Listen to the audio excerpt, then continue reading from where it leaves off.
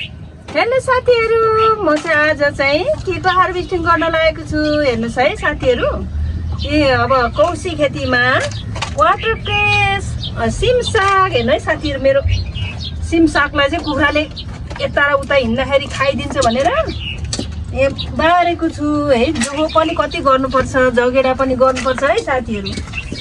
हेर्नु कोही बारेन भने अझ पहिला सानो थियो के, त्यही भएर बारिदिएको।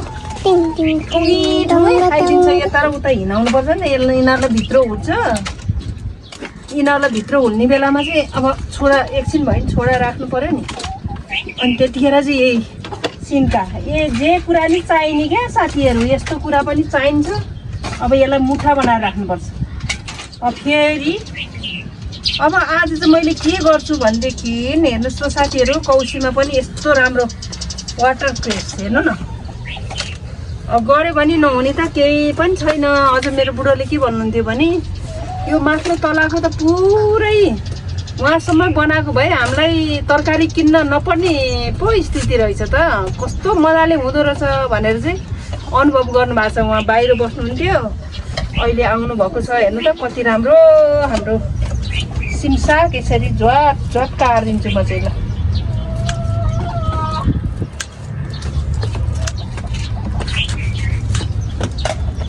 ल हेर्नुहोस् त वाक्क बारे यस्तै स्वाट काट्यो। अब फेरि अब यसलाई तर बेसरी बाक्लो भएछ कि यसपालि चाहिँ आफै फैलेको, हामीले रोपेको होइन।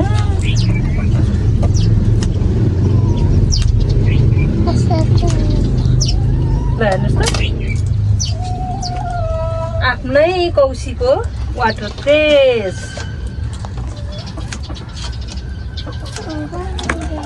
ल अन्त कति मजाले भएछ। ल हेर्नुहोस् न पक्क पक्क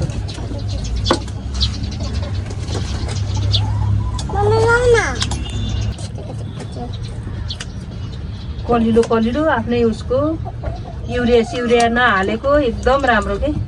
युरिया हालेर मान्छे ठुलो ठुलो लामो लामो बनाउँछ नि, तर त्यो होइन है साथीहरू। हाम्रो चाहिँ एकदमै अर्ग्यानिकै। कहिलेकाहीँ अब यो पिनाको झोल चाहिँ परेको छ होइन, तर यो युरियाहरू कुनै मल परेको छैन। अरू मल घरकै कम्पोस्ट मल।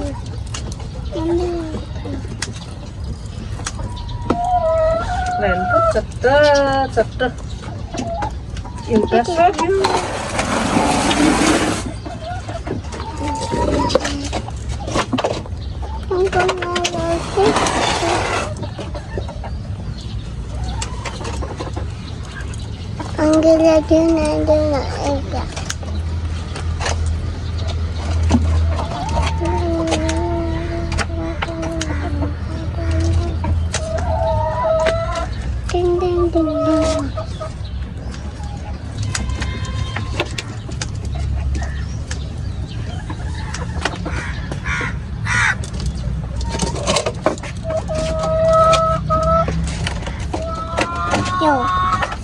तिनीहरूले हरियो देखेर उ गरिरहेछ।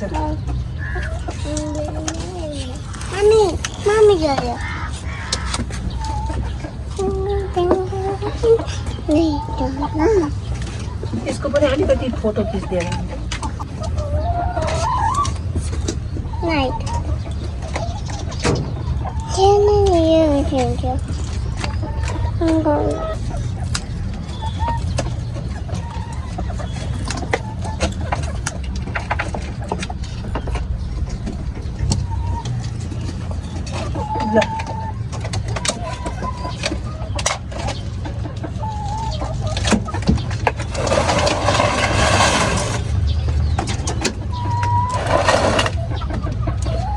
योभन्दा अगाडिको चाहिँ मैले भिडियो देखाइनँ साथीहरूलाई। अब यो धेरै भएको छैन, यसलाई मल हालेर मल चाहिँ मैले के हाल्छु भने भर्मी कम्पोस्ट र अनि पिना, अलिअलि पिना थोरै, अब पिनाको रस हालिदियो भने हुन्छ।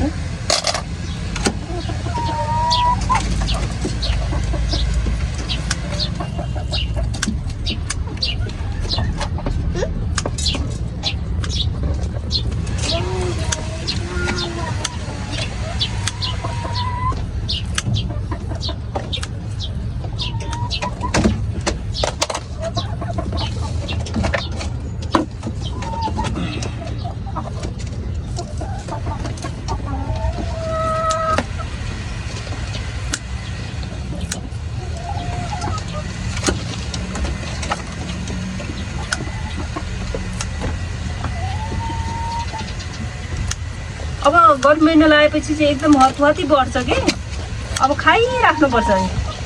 जाडो महिनामा चाहिँ डोर्मेन्सी पिरियडमा जाने रहेछ, अलिक पलाउन मुस्किल पर्दो रहेछ होइन। अब यो गर्मी महिनामा चाहिँ पलाउँछ मजाले। अब मैले चाहिँ के उपाय गर्छु भनेदेखि हजुरहरूलाई म देखाउँछु पनि त्यो।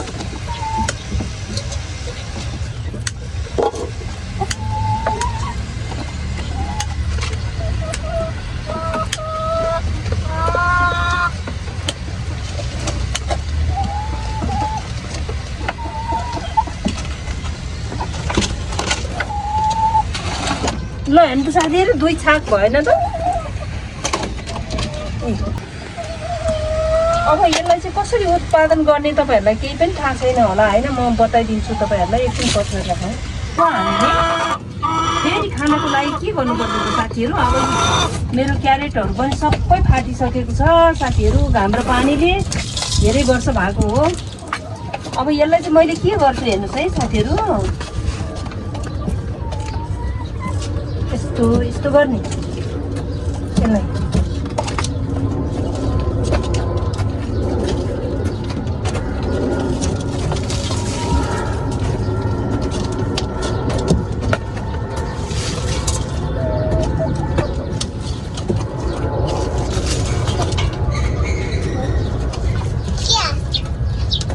एकदम आफ्नो घरमा जे छ मल त्यही हाल्नुहोस्। मसँग चाहिँ अहिले पिना र ऊ छ निमखली छ, त्यही हालिदिउँ अहिले। थोरै एकदम थोरै है, एकदम थोरै हालिदिने, यसरी लगाइदिने। अब हालिसकेपछि यो पलाउनु पऱ्यो फेरि छिट्टै, हामीले छिट्टै खानुपर्छ नि त। अब त्यही भएर छिट्टै यो हालिदियो यसरी। अनि यसमा पानी लगाइदिने, छरर पर पानी लगाइदिने। अनि त्यसपछि मजाले फेरि अर्कोचोटि छिट्टै पलाउँछु।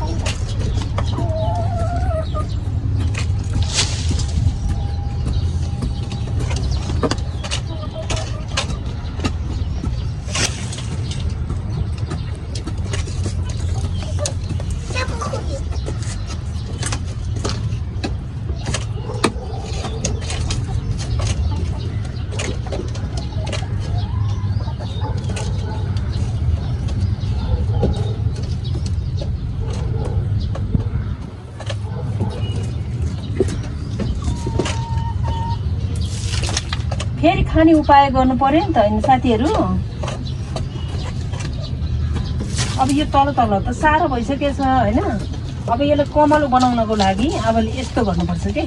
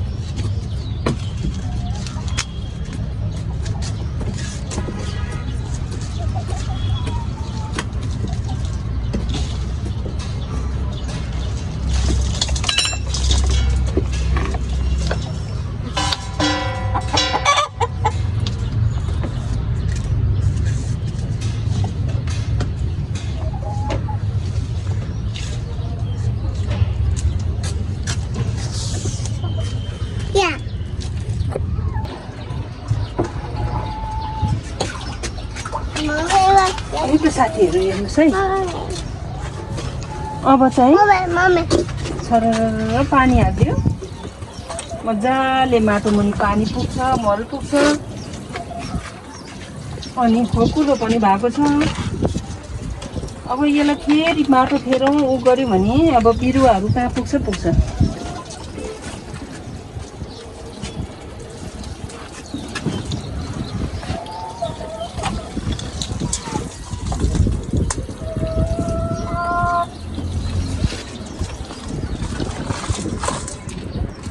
भयो हेर्नुहोस् है साथीहरू, कति राम्रो साग हेर्नु न, कल परेको हेर्नु, लक परेको।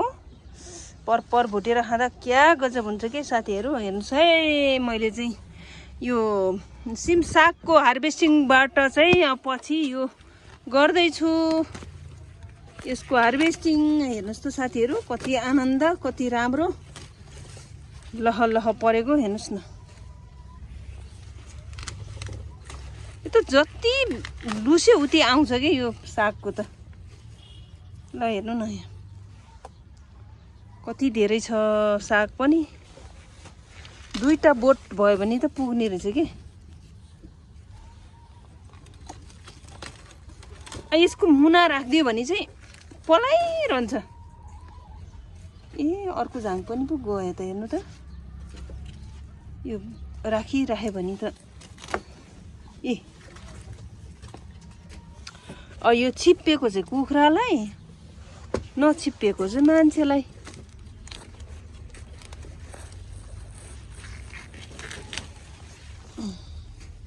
कङ्गालो आछ त।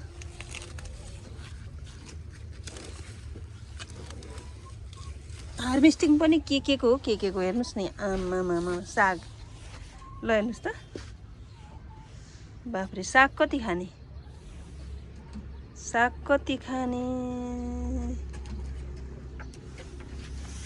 यस्तो विधि साग छ। यो चाहिँ छिप्पिएको साग। यो चाहिँ सुगरलाई पनि ठिक हुन्छ जस्तो लाग्यो कि मलाई। अलिक तितो हुन्छ, त्यही भएर।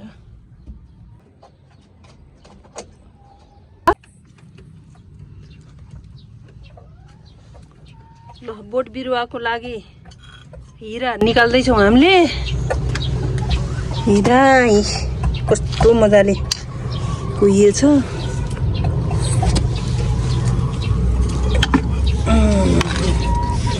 अब सुकाएर खुरुममा बनाएर प्याक गरेर राख्ने। तर 1 वर्ष राख्नु पाए त गजब हुने रहेछ नि यो। अब यहाँ हामीलाई त सिमी फर्सी रोप्ने बेलै हुर्की सक्न लाग्यो। अब बेला ठिक्कै भएको छ।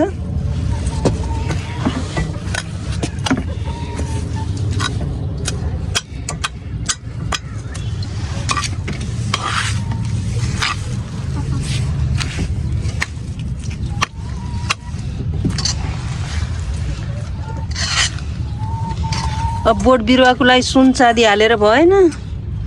हिरा, हाम्रो हिरा 10 करोडको हिरा हो भनेर भन्थ्यो मेरो छोरीले। 10 करोडको हिरा हालेर फल्दैन। यही हिरा त हाल्यो भने फल्ने त हो। ल तल झन् राम्रो भयो है। हेर्नु त, सुकाएर चुरुप्प पारेर खुरुममा पारेर राख्नुपर्छ। ल हेर्नु त, अब किचन वेस्ट पनि काम मान्छेले खेरो नफालिकन यसरी काममा युज गरेछौँ हामीले। हेर्नुहोस् है,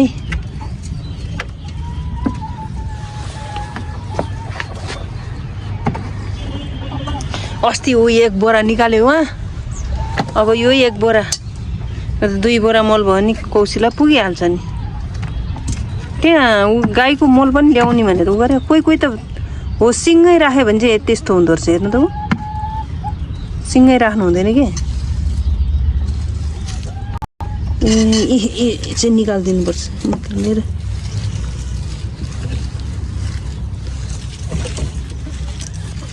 कोही चाहिँ सुकेर यस्तो भयो।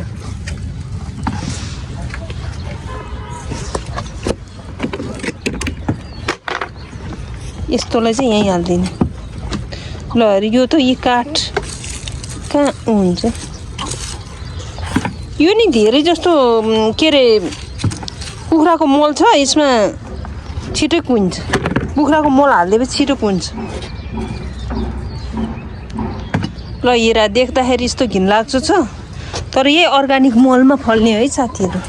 ल हेर्नु त, यसमा नि टन्न हालेर रोपेको छु मैले। मजाले फुल फुलिरहेको छ। यसलाई भन्छ जापानिज स्याउ, पेपेनो मिलन पनि भन्छ।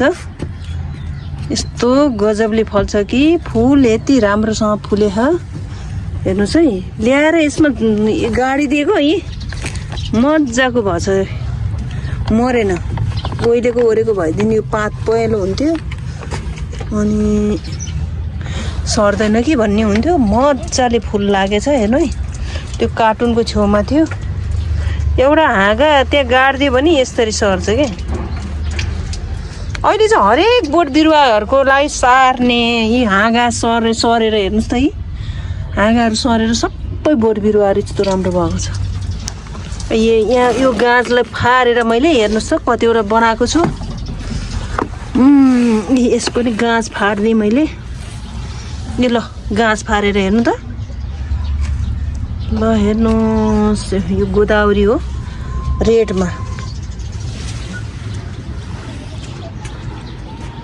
कस्तो साथीहरू आजलाई यही वाटर क्रेस मैले सिमसाग टिपेर हजुरहरूलाई देखाएँ अनि सिमसाग फेरि पलाउनको लागि के गर्नुपर्छ भन्ने कुरा पनि देखाएँ हजुरहरूलाई अनि यो मेरो सुरुदेखि अन्तिमसम्म भिडियो चाहिँ तपाईँहरूले लास्टसम्म हेरिदिनु होला स्किप नगरिकन है नयाँ साथीहरू हुनुहुन्छ भने लाइक कमेन्ट सेयर र सब्सक्राइब गर्न नभुलिदिनु होला है फुल भिडियो हेरेर मलाई सपोर्ट गरिदिनु होला है हौसला मिलोस् म अर्कोचोटि पनि भिडियो ल्याउने हजुरहरूलाई बाचा गर्दै है अब यो भिडियो चाहिँ म बिदा माग्न चाहन्छु यहाँ भन्दा यस्तै साथीहरू अर्को भिडियोमा भेटौँला है त नमस्ते।